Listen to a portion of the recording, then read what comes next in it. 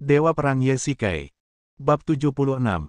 Garlon menggerakkan tubuhnya dan meninju dada Ye-Shikai dengan tangan kanannya. Dia begitu cepat sehingga dalam sekejap dia sudah berada di depan Ye-Shikai. Garlon menggunakan 70% kemampuannya.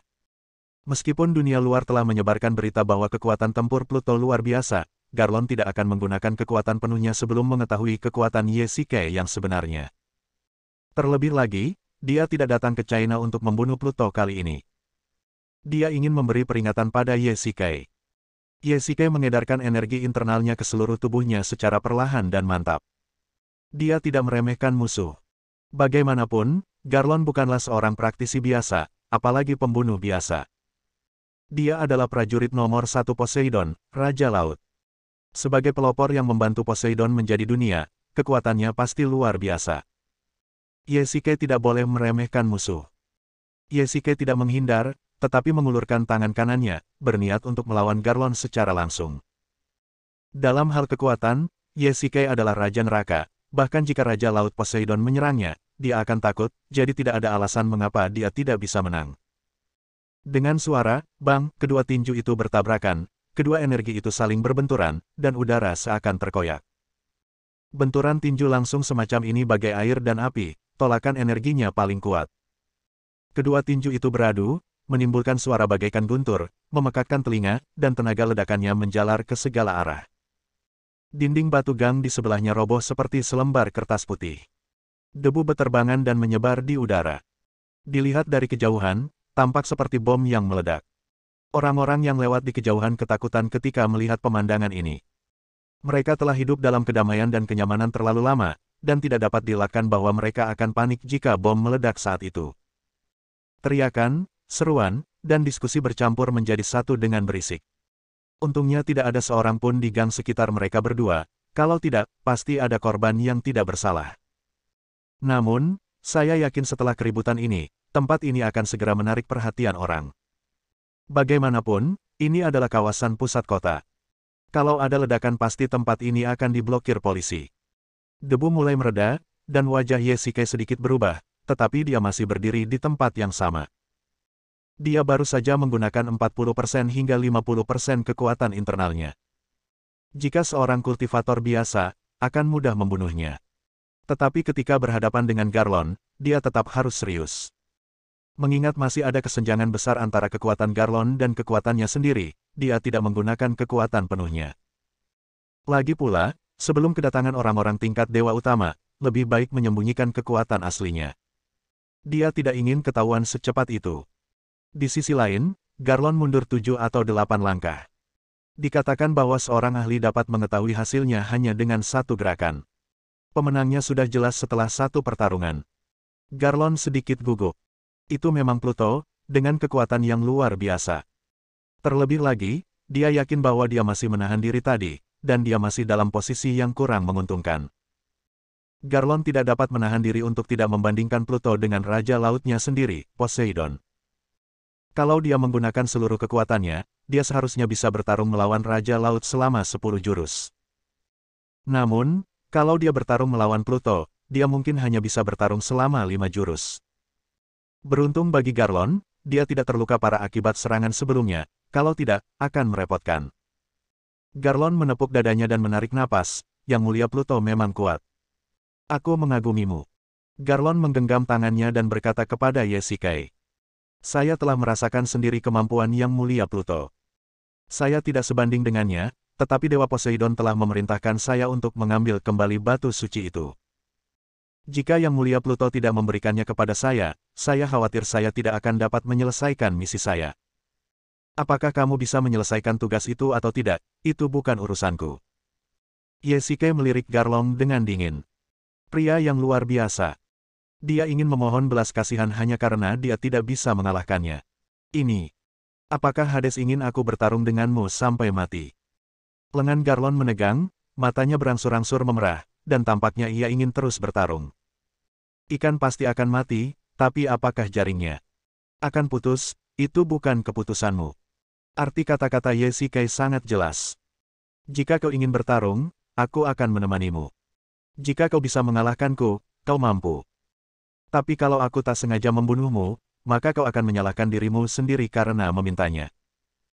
Wow, tepat saat Yesike selesai berbicara, Garlon tiba-tiba berdiri, mengangkat tinjunya dan memukulnya tepat di wajahnya. Hebat sekali orangnya, dia benar-benar mencoba melakukan serangan diam-diam. Yesike dengan cepat menghindari pukulan itu dengan sangat cekatan. Salah satu kelebihan Hades adalah kecepatannya. Dalam hal kecepatan, dia menempati peringkat pertama di antara 12 dewa utama, jadi kecil kemungkinan dia bisa melancarkan serangan diam-diam padanya.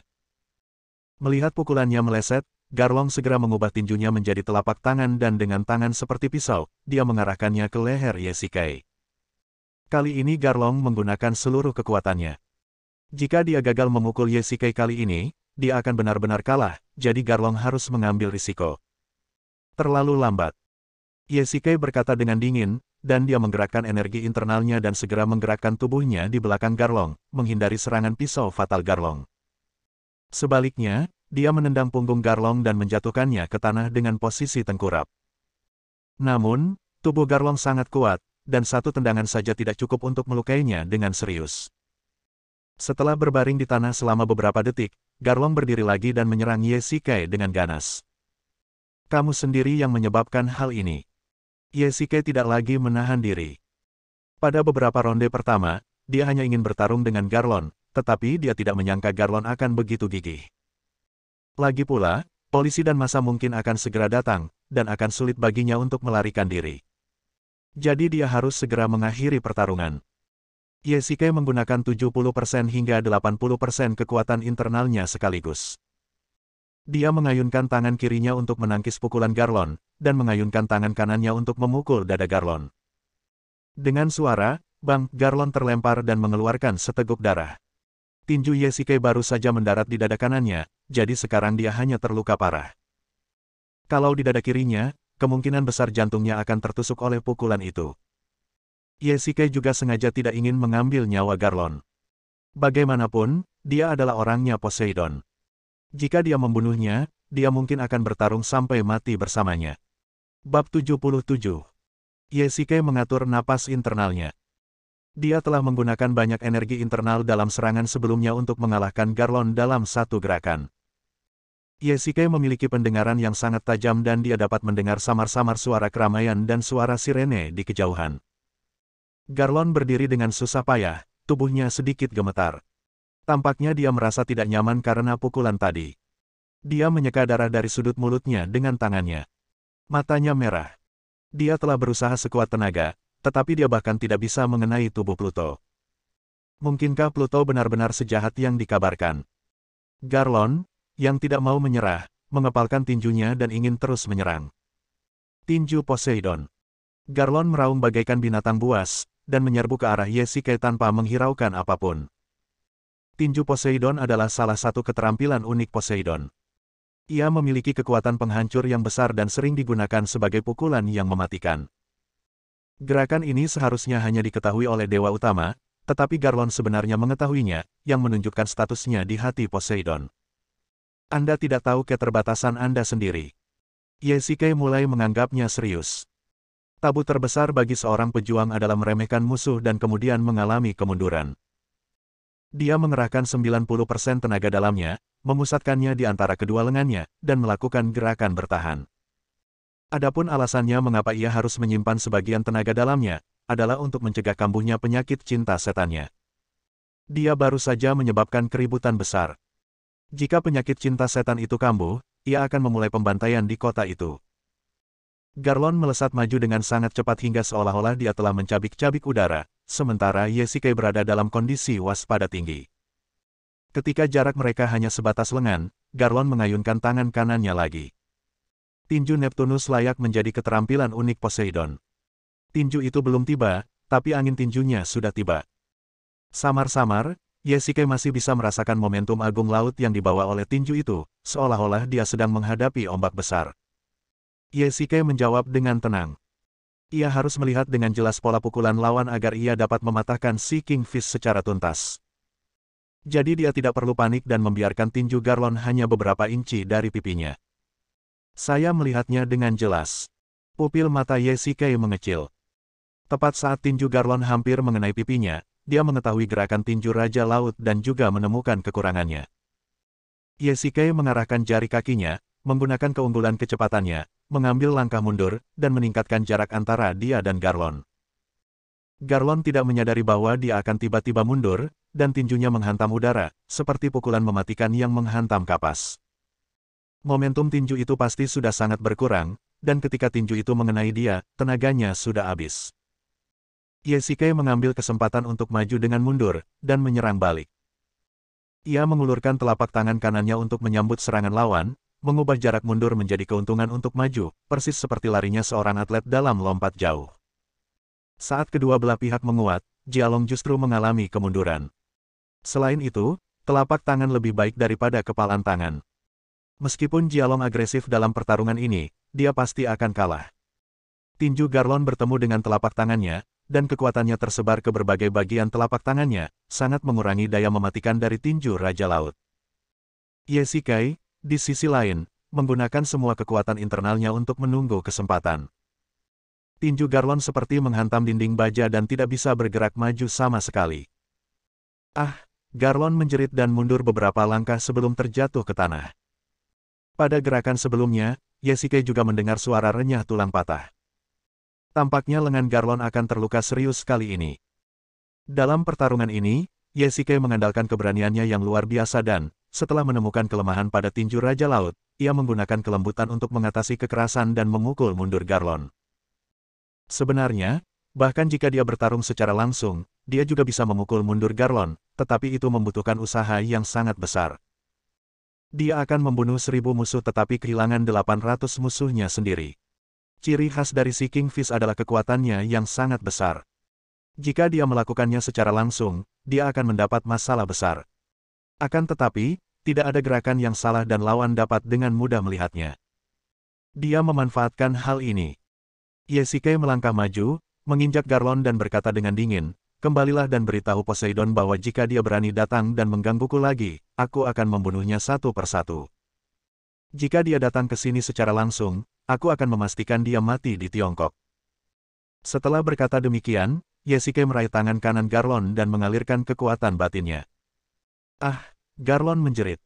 Dia baru saja menggunakan kekuatan internalnya untuk memutuskan meridian di tangan kanan Garlon.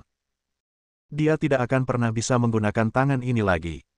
Kekuatan Garlon mungkin tidak akan berkurang banyak. Bagaimanapun, dia telah mencabik-cabik mukanya dengan Poseidon.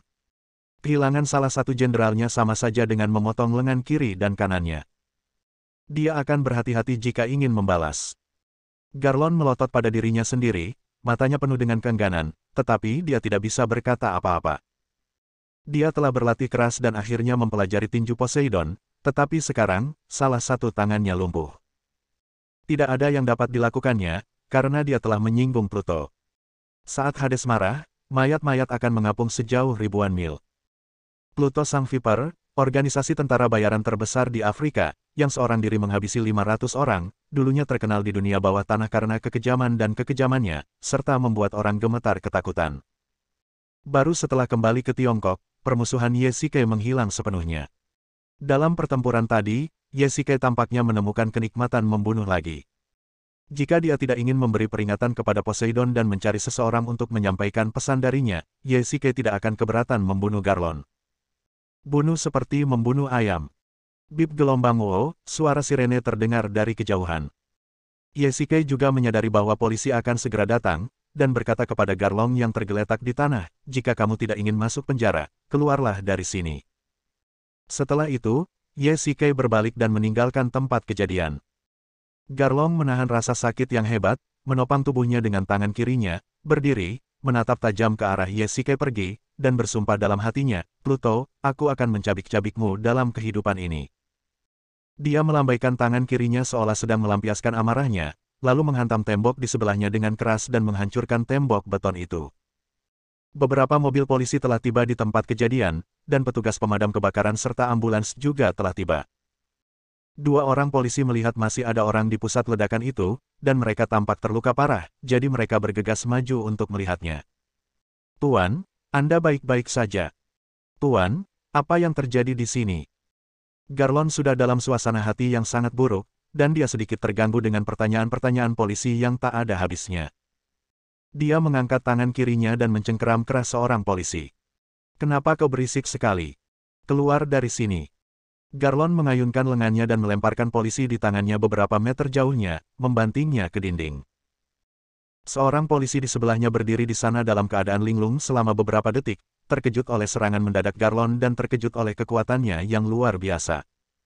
Dia segera mengeluarkan pistolnya dan mengarahkannya ke Garlon. "Beraninya kau menyerang polisi? Angkat tanganmu dan jangan bergerak." Polisi itu berteriak. Pada saat yang sama, puluhan polisi lainnya juga menyadari kejanggalan di sini dan segera berlari ke sini. Garlon sedikit panik. Meskipun dia tidak takut dengan polisi tersebut, China berbeda dengan negara asing. Di benua Shenzhou ini, ada banyak naga tersembunyi dan harimau yang berjongkok. Bahkan para dewa utama pun tidak berani terlibat begitu saja. Kalau dia sampai tertangkap polisi, pasti akan menimbulkan banyak masalah. Garlon memanfaatkan momen ketika polisi itu berkedip dan menamparkan kepalanya, menjatuhkannya ke tanah. "Jangan bergerak. Berhenti. Brengsek, beraninya kau menyerang polisi." Ketika polisi di kejauhan melihat kejadian ini, mereka semua mengeluarkan pistol dan berlari ke sini. Garlon mengedarkan energi dalam tubuhnya dan segera meninggalkan tempat kejadian. Meski kekuatannya sangat rusak, dia tetaplah seorang kultivator. Kecepatannya begitu tinggi sehingga orang biasa tidak dapat mengejarnya. Polisi pun tercengang melihat keadaan di mana mereka berada. Orang aneh macam apa ini? Dia benar-benar lari tepat di bawah hidung mereka dan mereka bahkan tidak dapat melihat punggungnya. Bab 78. Garlon pasti sangat tertekan. Dia datang ke Tiongkok, tangan kanannya lumpuh, dan kemudian surat perintah penangkapan dikeluarkan atas tuduhan menyerang seorang petugas polisi. Tentu saja, ini semua adalah cerita untuk nanti. Ye Shikai sebenarnya sangat tertekan. Dia pergi membeli hadiah untuk istrinya dan bertengkar dengan seseorang tanpa alasan yang jelas. Meskipun tubuhnya dapat menahan hantaman energi pertarungan itu, pakaiannya berada dalam kondisi yang mengerikan. Ada air mata di sana-sini, dan tidak ada sehelai pun kain bagus. Dia harus segera mengganti pakaiannya. Ketika dia memasuki mal, mata semua orang tertuju padanya. "Hei, apakah orang itu sakit?" Seseorang berkata. "Saya pikir dia dirampok," sahut yang lain. "Menurutku, pemuda tampan ini cukup tampan. Mungkinkah dia orang yang diseret ke hutan?" Seorang wanita menunjukkan ekspresi terkejut. "Aduh, manusia zaman sekarang, dunia sedang menuju kehancuran." Seorang lelaki tua berjalan lewat, mendengar kata-kata wanita itu, dan menatap Ye Shikai dengan jijik. "Teman saya dipukuli seperti ini, mengapa Anda berpikir salah?" "Di toko pakaian di mal." "Halo, selamat datang. Silakan masuk." Di depan konter, seorang pemandu belanja wanita tengah asyik bermain telepon genggamnya. Dia melirik dari sudut matanya dan merasakan seseorang datang. Dia tanpa sadar mengucapkan selamat datang. Namun saat dia mendongak dan melihat laki-laki compang camping di depannya, dia terpaku di tempat, mulutnya terbuka membentuk huruf O karena terkejut, dan dia bahkan lupa cara berbicara. "Halo, bolehkah saya bertanya? Apakah ada yang Anda butuhkan?" Pemandu belanja wanita itu sangat terkejut hingga dia bahkan tidak dapat berbicara dengan jelas. Ye Shikai benar-benar ingin mengumpat, "Apa kamu buta? Tidak bisakah kamu melihat seperti apa penampilanku sekarang?" Dan mengabaikan ekspresi terkejut dari pemandu belanja wanita itu, dia memilih beberapa pakaian bagus, mencobanya, dan pergi ke kasir. Dia mengeluarkan dompetnya dari pakaiannya. Untungnya dompetnya tidak rusak, kalau tidak dia tidak akan bisa membeli pakaian apapun. Ye Shikai mengeluarkan batu dari lelang terakhir dari saku pakaiannya dan membuang pakaian itu ke tempat sampah. "Kamu telah menyebabkan begitu banyak masalah bagiku." Ye Shikai memainkan batu di tangannya dan meremasnya dengan kuat. Batu itu sangat keras. Jika Jiqian tidak menjelaskan asal-usul batu itu kepadanya, Ye Shikai benar-benar tidak akan mengerti mengapa ada sesuatu yang layak direbut dari batu itu, dan apa yang ingin dilakukan Poseidon dengannya. Di sebuah gang kecil di kota Yanjing, Garlon menutupi wajahnya dengan kain hitam dan melihat sekelilingnya. Sekarang polisi menangkapnya di jalan. Dia adalah orang hebat yang bisa memanggil angin dan hujan di Amerika Selatan, tapi sekarang dia telah menjadi tikus yang menyeberang jalan, dan tikus yang cacat pula. Semua ini berkat Pluto. Dia bersumpah untuk mencabik-cabiknya. Namun, hal terpenting sekarang adalah meninggalkan Tiongkok, kembali ke Amerika Selatan, dan melaporkan situasi tersebut kepada Dewa Poseidon di Istana Laut. Walau Garlon mengalami patah lengan, hal itu tidak menghalanginya meninggalkan China. Hal terpenting baginya sekarang adalah menghindari pandangan polisi. Surat perintah penangkapannya telah dikeluarkan, dan saat ini belum tepat baginya untuk melakukan tindakan besar apapun. Garlon telah meminta orang-orang dari Istana Laut untuk datang ke China untuk menjemputnya. Dia yakin tidak akan lama lagi sebelum dia bisa kembali ke Istana Laut. Garlon menelan napasnya dengan enggan. Pluto, aku tidak bisa mengalahkanmu, tetapi Dewa Poseidon akan datang, dan kau pasti akan mati. Sekilas keganasan terpancar di mata Garlon, lalu dia menghilang ke dalam gang. Dimal. Halo, Tuan, ada yang bisa saya bantu? Yesike masuk ke sebuah toko perhiasan dan memandangi deretan perhiasan yang mempesona, sambil bertanya-tanya hadiah apa yang akan dipilihnya untuk Su Qingyu. Ada banyak permata di Istana Dunia Bawah, dan Yesike cukup mengetahui hal tersebut. Setelah lama mencari, Yesike tidak melihat sesuatu yang bagus. Tianya Group adalah pakar di bidang ini, jadi Su Qingyu pasti juga seorang pakar. Hadiahnya harus cukup istimewa. Jika hanya mahal, pasti tidak akan menarik perhatian Su Qingyu. Selama bertahun-tahun, hadiah-hadiah yang diberikan oleh pejabat tinggi yang tak terhitung jumlahnya yang mengejarnya semuanya memiliki harga yang selangit, tetapi di mata Su Qingyu, semua itu adalah hal yang vulgar. Nona, gelang giok ini sangat cocok untuk Anda. Seorang pemandu belanja wanita di sebelahnya berkata kepada seorang wanita parubaya, dan Yesike tertarik dengan percakapan mereka dan datang untuk ikut bersenang-senang. Kelihatannya bagus, tapi harganya terlalu mahal. Wanita itu memandang gelang giok di pergelangan tangannya dengan ekspresi malu. Yesike melirik label harganya. Jumlahnya 350.000 yuan. Yesike tidak dapat menahan diri untuk tidak menatap wanita itu. 350.000 yuan, jika digunakan untuk membeli rumah, sungguh tidak ada apa-apanya di tempat seperti Yanjing di mana setiap jengkal tanah bernilai sangat tinggi.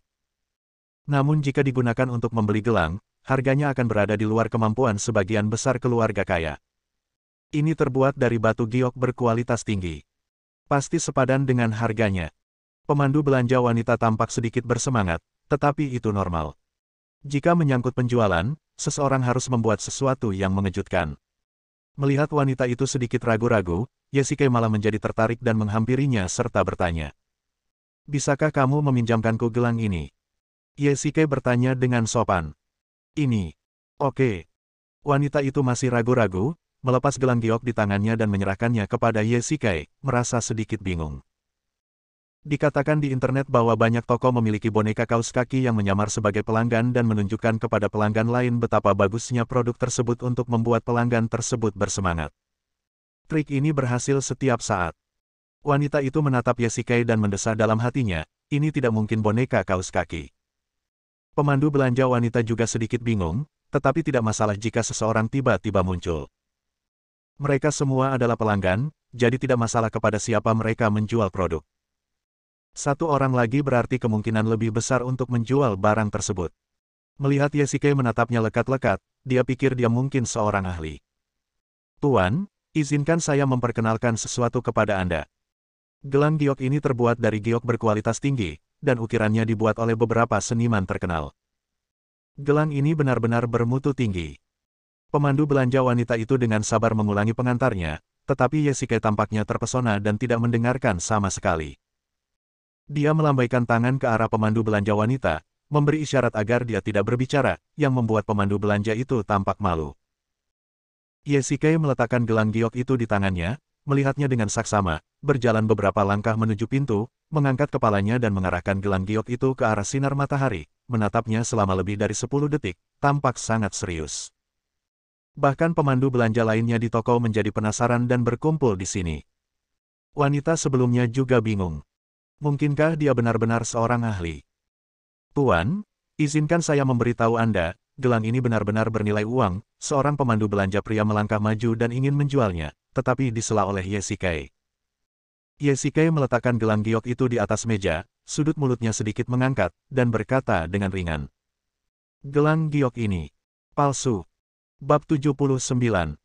Tuan, tolong katakan lagi. Pemandu belanja pria terkejut oleh kata-kata Yesike, dan wajahnya menunjukkan sedikit ketidakpuasan. Orang ini jelas ada di sini untuk merusak tempat ini. Gelang giok ini palsu. Ye Shikai mengucapkan kata demi kata, nadanya memperlihatkan ketegasan yang tak tertandingi.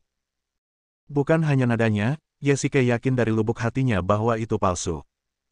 Dia telah berpartisipasi dalam banyak konferensi tentang identifikasi batu giok, perhiasan, dan barang antik. Dalam hal identifikasi, dia ahlinya. Selain itu, dia adalah seorang kultivator, penglihatannya dan visinya tidak sebanding dengan orang biasa. Selama ia mau, ia bahkan dapat melihat kotoran kecil pada batu giok. Tuan, Anda harus bertanggung jawab atas kata-kata Anda. Toko kami selalu adil dan jujur, dan merupakan yang terbesar di Yanjing. Bagaimana mungkin kami menjual barang palsu? Pemandu belanja pria itu sedikit marah. Dia telah menjual batu giok dan perhiasan yang tak terhitung jumlahnya, namun tidak pernah menemukan yang palsu. Pria di depannya bergegas keluar dan mengatakan bahwa ini palsu, yang tampak lebih seperti fitnah yang disengaja. Akan tetapi, dia tidak mengumpat secara langsung. Hal ini dikarenakan kualitas dan pembinaan karyawannya. Mengumpat akan merusak citra mereka. Ye Shikai mencibir. Gelang giok ini tidak sepenuhnya palsu, tetapi bukan giok kualitas tinggi seperti yang disebutkan oleh pemandu belanja wanita tersebut. Itu hanya sepotong batu giok biasa. Sedangkan untuk pemotongannya, biasa saja. Kelihatannya indah sekali, tetapi setelah diperiksa lebih dekat, masih banyak kekurangannya. Gelang giok ini paling-paling hanya bernilai beberapa ribu yuan, jauh dari harga selangit yakni 350.000. Ya, Tuan, jangan bicara omong kosong, atau kami akan menuntut Anda atas dasar pencemaran nama baik. Panduan belanja wanita sebelumnya sedikit bersemangat.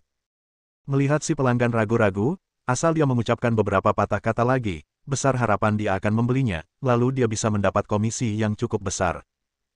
Melihat Ye Shikai membuat keributan seperti itu, rencananya mungkin akan hancur. Yang paling penting adalah dia tidak mengira gelang gioknya palsu. Beberapa asisten toko melangkah maju untuk berdebat dengan Ye Shikai. Selain itu, toko itu selalu memiliki reputasi yang baik, dan beberapa penonton mulai berpikir bahwa Ye Shikai berbicara omong kosong. Lagi pula, ada banyak orang yang dengan jahat menyerang pesaing mereka, dan mungkin pria di depan mereka adalah salah satunya. Tuan, tolong tunjukkan buktinya, kalau tidak tolong minta maaf kepada kami, kata seorang pegawai. Ya, tunjukkan padaku buktinya. Cepat berikan aku buktinya, atau aku akan minta maaf. Para asisten toko berbicara satu sama lain, dan untuk sementara waktu, Ye Shikai benar-benar dikritik oleh ribuan orang. Semuanya, harap diam. Ye Shikai berkata dengan keras, dan orang-orang di sekitarnya berangsur-angsur menjadi tenang, ingin melihat bagaimana Ye Shikai akan membela diri. Aku di sini bukan untuk membuat masalah. Karena aku bilang ini palsu, pasti ada buktinya. Ye Shikai berkata dengan keras. Setelah mendengar ini, orang-orang di sekitarnya mulai membuat keributan. Kelihatannya dia tidak berbohong, kalau tidak bagaimana dia bisa memberikan bukti. Baiklah, kalau begitu tunjukkan padaku buktinya. Pemandu belanja wanita itu menunjuk ke arah Ye Shikai dan bertanya.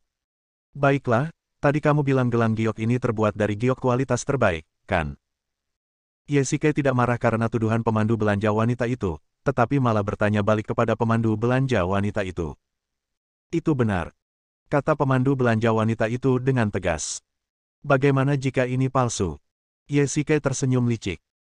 Karena dia akan mengungkapnya di tempat, dia harus memutuskan tindakan hukuman terlebih dahulu untuk mencegah pihak lain menolak membayar.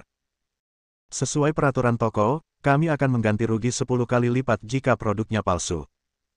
Pada saat ini, sebuah suara hangat terdengar di belakang kerumunan. Semua orang berbalik dan berjalan menuju sumber suara. Seorang lelaki tua mengenakan jaket hitam, sepatu kain hitam, dan kaos kaki kain putih berjalan keluar. Dia terlihat sangat tradisional. Meski banyak kerutan di wajah lelaki tua itu, suaranya tetap merdu. Ye Shikai memperhatikan langkah kakinya yang tegas dan cepat. Meskipun dia sudah tua, kesehatannya pasti baik. Anak muda, saya pemilik toko ini. Nama belakang saya adalah Si Cheng Yu.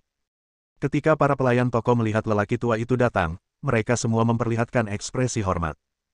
Dapat dilihat bahwa orang tua ini pasti sangat dihormati di sini. Halo, Tuan Si. Ye Shikai menyapanya dengan sopan dan mengulurkan tangan kanannya untuk berjabat tangan dengan lelaki tua itu. Anak muda, kamu bilang ada barang palsu di toko kita, kan? Orang tua itu tidak cemas seperti pemandu belanja wanita sebelumnya. Dia tampak sangat tenang, seolah-olah sedang bertanya tentang hal yang tidak penting. Ya, ini dia. Yesike sedikit terkejut dengan ketenangan yang ditunjukkan lelaki tua itu. Ternyata dia telah mengalami banyak pasang surut, dan mentalitasnya berbeda dengan orang lain. Yesike menunjuk gelang giok di atas meja dan berkata kepada lelaki tua itu. Mari, biarkan aku melihatnya. Kata lelaki tua itu kepada seorang pegawai. Petugas itu segera mengambil gelang giok itu dan menyerahkannya kepada orang tua itu dengan hormat. Yesike dapat melihat bahwa ini bukanlah rasa hormat yang ditunjukkan karena status, tetapi rasa hormat dari lubuk hatinya. Orang tua itu mengambil gelang giok itu, mengenakan kacamata baca, dan melihatnya dengan saksama. Orang-orang di sekitarnya juga sangat tertarik dan ingin melihat apa itu. Orang tua itu mengeluarkan kaca pembesar, mengamati pola pada gelang giok tersebut, dan tampak berpikir selama beberapa menit. Kemudian dia mendekatkan gelang giok itu ke matahari dan mengamatinya dengan saksama. Setelah sekitar 10 menit, lelaki tua itu menyingkirkan kaca pembesar, meletakkan gelang giok di atas meja, menghela napas panjang lega, dan tampak sedikit lelah. Presiden, bagaimana ini? Apakah ini palsu? Seorang pegawai melangkah maju untuk mendukung lelaki tua itu dan bertanya dengan cemas. Para penonton di samping juga penuh rasa ingin tahu dan ingin melihat hasilnya. Di antara semua orang, hanya Yesike yang paling tenang, karena dia telah membedakan keasliannya sejak lama. Dilihat dari penampilan lelaki tua itu, dia seharusnya bisa membedakannya juga. Orang tua itu menghela napas dan berkata dengan suara nyaring dan kuat, Xiao Wang, pergi ambil uangnya dan ganti rugi kepada pemiliknya. Gelang giok ini palsu. Begitu dia selesai berbicara, semua orang tercengang. Kerumunan mulai berbicara, dan yang paling terkejut adalah pemandu belanja wanita dari sebelumnya. Mulutnya terbuka lebar sehingga sebutir telur dapat muat di dalamnya. Presiden, apakah ini benar-benar palsu? Seorang pegawai di dekatnya maju dan bertanya, dengan ekspresi tidak percaya di wajahnya. Memang itu palsu. Tuan, ini benar. Orang tua itu menunjuk ke arah Yesike, lalu berjalan ke arah pelanggan wanita itu dan membungkuk padanya di hadapan semua orang. Gadis, maafkan aku, ini palsu. Kami akan mengganti rugi sesuai yang diminta, jadi jangan khawatir. Perkataan orang tua itu sungguh kuat. Pelanggan wanita itu masih terkejut dengan kenyataan bahwa ini palsu.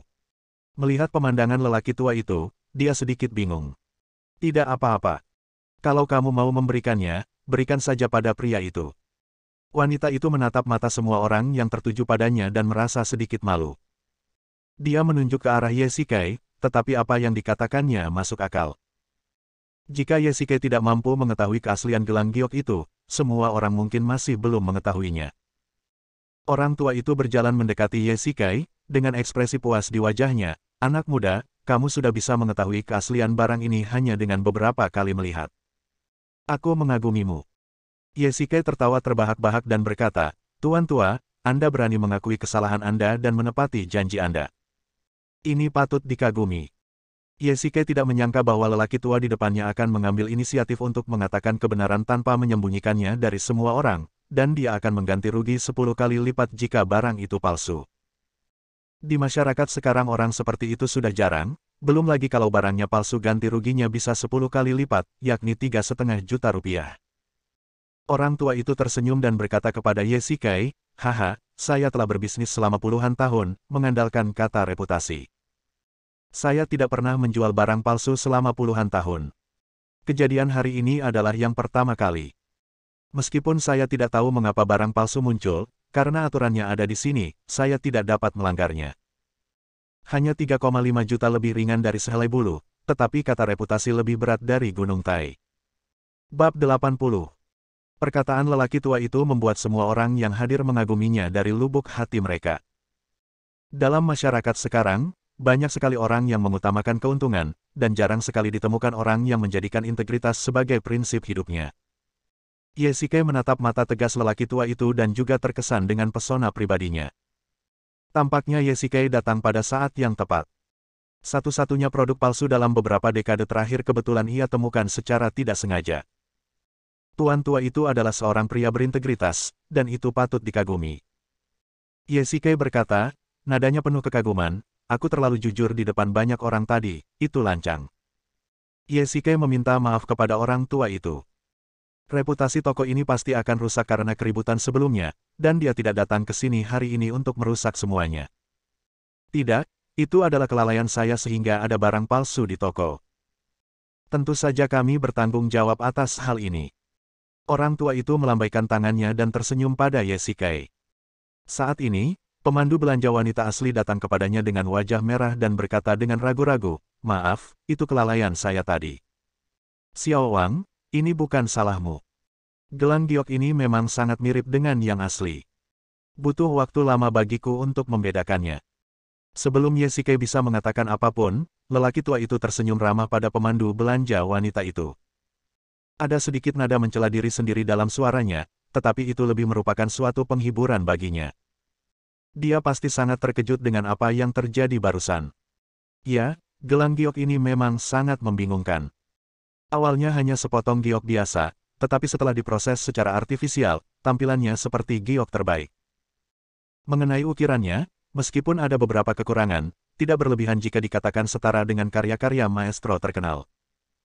Jika bukan karena seseorang dengan kemampuan identifikasi yang sangat tinggi, gelang giok seperti itu mungkin benar-benar disangka sebagai yang asli.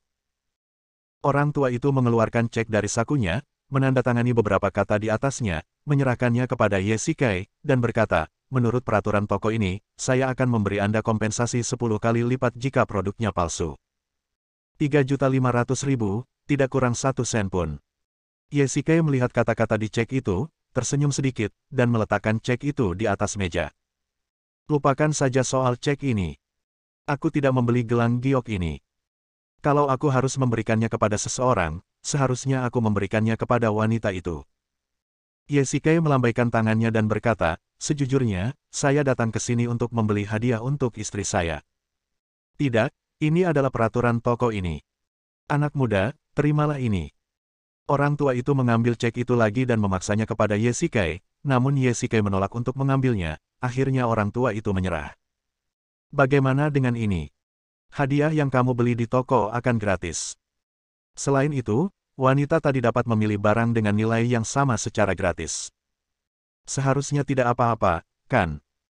Orang tua itu merasa sedikit malu, tetapi akhirnya memutuskan untuk berkompromi.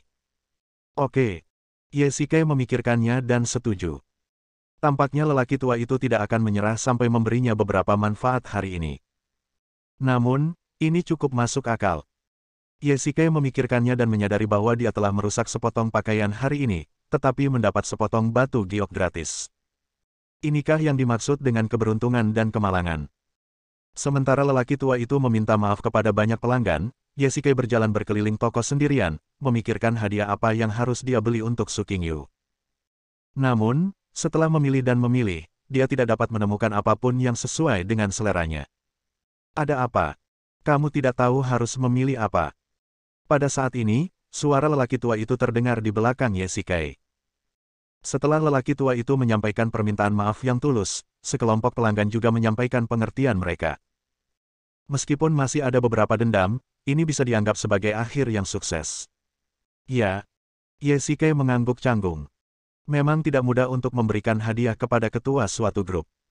Kalau tidak, Su Qingyu pasti akan tergerak oleh begitu banyak hadiah dari para pemuda kaya dan berkuasa itu. "Orang tua, saya baru saja mendengar mereka memanggilmu, Presiden, benarkah?" Yesike tiba-tiba teringat bahwa seorang pegawai baru saja memanggilnya, Presiden, dan dia tidak bisa menahan rasa penasarannya. "Ya, sebenarnya saya adalah Presiden Asosiasi Barang Antik dan Giok Yanjing, tetapi ini hanya sekadar jabatan kosong. Saya hanya suka mengoleksi barang antik dan giok." Orang tua itu tersenyum. Ketika Yesike bekerja di Tianya Group, dia pernah mendengar tentang asosiasi ini. Yanjing menyelenggarakan kompetisi batu giok dan barang antik besar setiap tahun. Baik dari segi skala maupun profesionalisme, ini adalah yang terbaik di negara ini. Semua kompetisi ini diselenggarakan oleh asosiasi ini. Dapat dikatakan bahwa asosiasi ini adalah otoritas di bidang ini, dan lelaki tua di depannya sebenarnya adalah presiden asosiasi ini. "Permisi." Yesike tersenyum canggung. Dia tidak menyangka akan menemukan kesalahan pada presiden asosiasi giok dan barang antik hari ini. "Haha, anak muda, bagaimana kamu mengidentifikasi gelang giok itu?" Aku butuh waktu lama untuk mengidentifikasinya menggunakan alat. Bagaimana kamu mengidentifikasinya hanya dalam waktu belasan detik? Orang tua itu bertanya dengan rasa ingin tahu. Dia baru saja bertanya pada juru tulisnya. Ye mampu mengidentifikasi keaslian gelang giok tersebut hanya setelah belasan detik melihatnya. Kemampuan membedakan ini dapat dikatakan tidak normal. Saya malu. Saya tahu sedikit tentang batu giok sebelumnya, tetapi hari ini saya hanya menebak. Ye menggaruk kepalanya. Setengah menebak. Kurasa tidak. Kau sangat yakin saat itu. Orang tua itu tersenyum licik, jelas tidak percaya bahwa Ye sedang menebak. Ye tersenyum canggung dan tidak mengatakan apapun, yang dianggap sebagai persetujuan diam-diam. Orang tua itu berkata dengan gembira, "Anak muda, di mana kamu bekerja?" "Saya seorang pekerja kerah putih di Departemen Hubungan Masyarakat Tianya Group, hanya menjalani hidup bermalas-malasan dan menunggu kematian." Ye tersenyum dan berkata sambil mengejek diri sendiri. "Saya kenal Tianya Group. Itu grup yang bagus. Anda berpartisipasi dalam kompetisi yang diadakan oleh asosiasi setiap tahun dan Anda mendapatkan peringkat yang bagus." Orang tua itu berkata dengan puas, tetapi sedikit penyesalan tampak di wajahnya. "Anak muda, jika kamu tidak keberatan, datanglah dan jadilah penilai batu giok di sini. Kamu bisa menentukan gajinya." Perkataan orang tua itu mengejutkan. Seorang presiden terhormat dari sebuah asosiasi batu giok benar-benar mengulurkan cabang zaitun kepada seorang pribadi kecil yang tidak dikenal. Ini adalah sesuatu yang membuat banyak orang iri. Anda dapat menentukan gaji Anda sendiri. Jelaslah dia mengatakan bahwa uang tidak penting. Saya menghargai Anda sebagai seorang pribadi. Terima kasih atas kebaikan Anda, Tuan Si, tetapi saya orang yang malas, jadi saya pikir pekerjaan kerah putih lebih cocok untuk saya. Mengapa kamu tidak memikirkannya lagi? Orang tua itu terus bertanya, agak enggan. Tidak perlu. Tuan Si terlalu sopan. Wah, sayang sekali. Orang tua itu mendesah. Lagi pula, dia sudah berkecimpung dalam bisnis ini selama puluhan tahun dan dia masih memiliki kemampuan untuk menilai orang dengan mata yang tajam. Kemampuan Ye untuk mengidentifikasi jarang di dunia, tetapi setiap orang memiliki aspirasi mereka sendiri dan Anda tidak dapat memaksanya. Tetapi jika Anda memiliki sesuatu untuk dikatakan, silakan saja sampaikan kepada saya. Terima kasih banyak. Ngomong-ngomong, aku belum menanyakan nama pemuda itu. Kamu si Kai. Ye, si Kai, nama yang bagus. Naga bukanlah naga yang bisa dipelihara di kolam. Ia bercita-cita menjadi panutan di dunia. Kata lelaki tua itu dengan puas. Bersambung.